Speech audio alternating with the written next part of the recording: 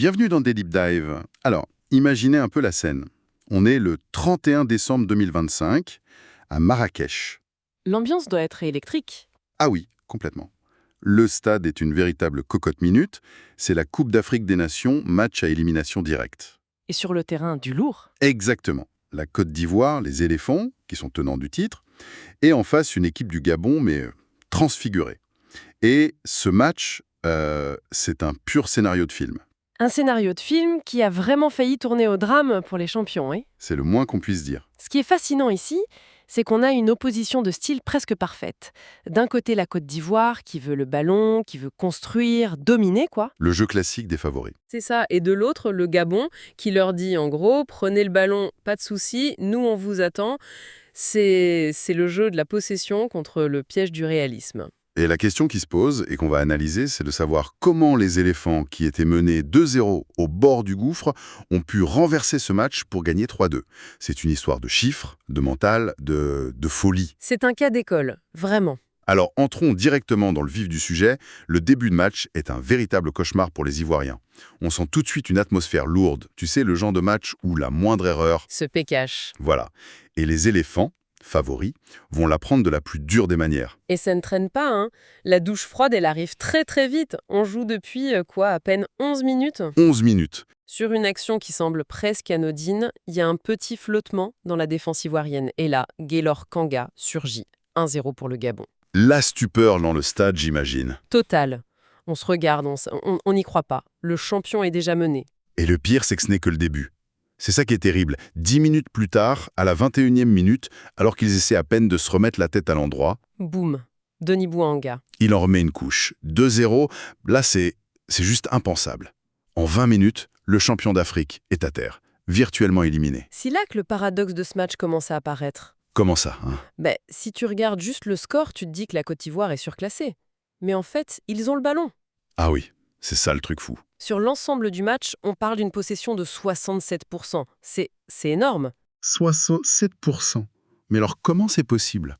Normalement avec ça tu mènes, tu contrôles. Se retrouver mené 2-0, ça n'a aucun sens. Parce que cette possession, en fait, c'était un cadeau empoisonné. Le plan du Gabon était précisément de leur laisser le ballon dans des zones où il n'est pas dangereux. D'accord, je vois. Il les laissait construire jusqu'à 30 mètres du but, et là, rideau de fer. C'était une possession complètement stérile. Il tournait en rond en fait. Exactement. Il faisait tourner, tourner, sans jamais trouver la faille. Et pendant ce temps, chaque contre gabonais, c'était une lame de rasoir. Tactiquement, de la part des Panthères, c'était un chef-d'œuvre de discipline. Il y a quand même eu cette petite lueur d'espoir.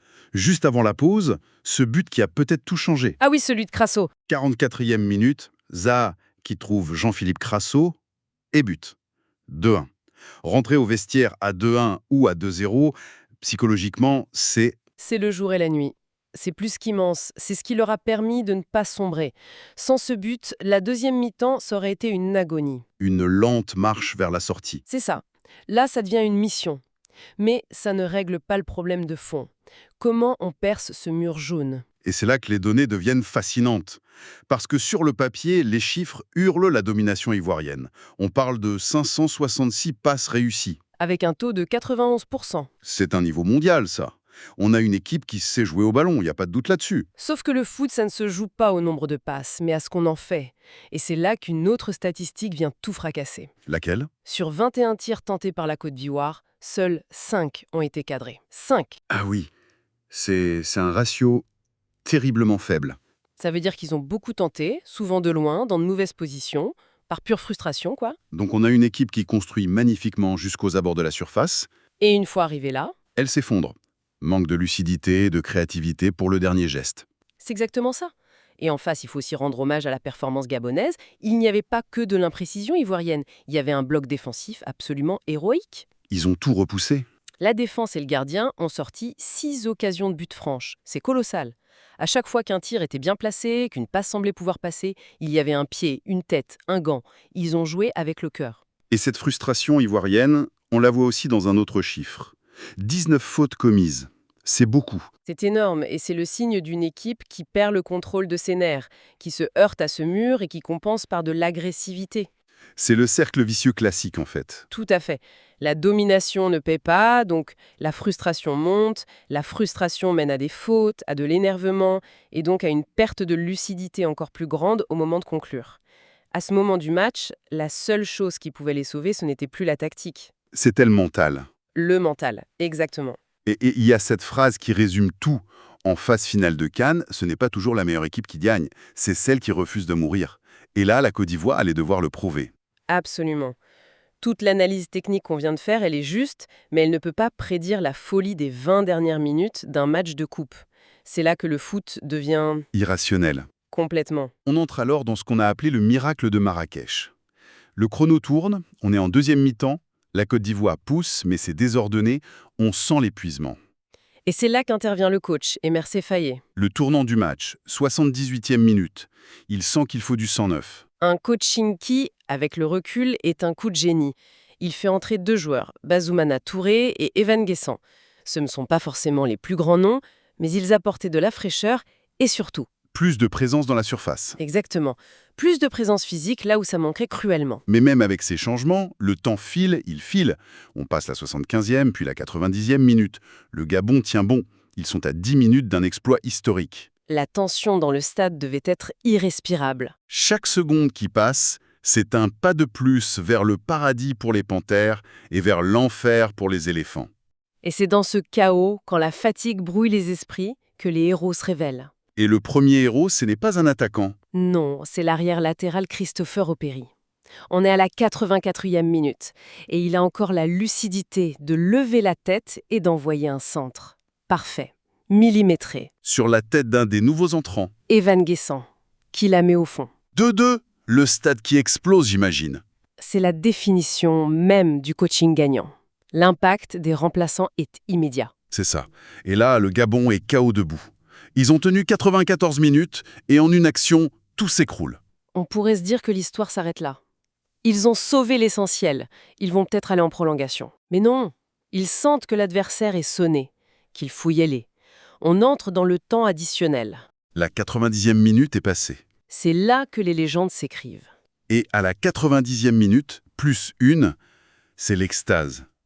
L'action est presque un copier-coller de la précédente. C'est encore Opéry, l'homme du match, qui est à la baguette. Il trouve l'autre remplaçant, le jeune Bazoumana Touré. Contrôle, frappe, sans trembler, 3-2. C'est le genre de moment où même nous, en tant qu'analystes, on oublie tout. On crie, c'est l'émotion pure du football. C'est un retournement de situation incroyable. Tellement rapide, tellement brutal.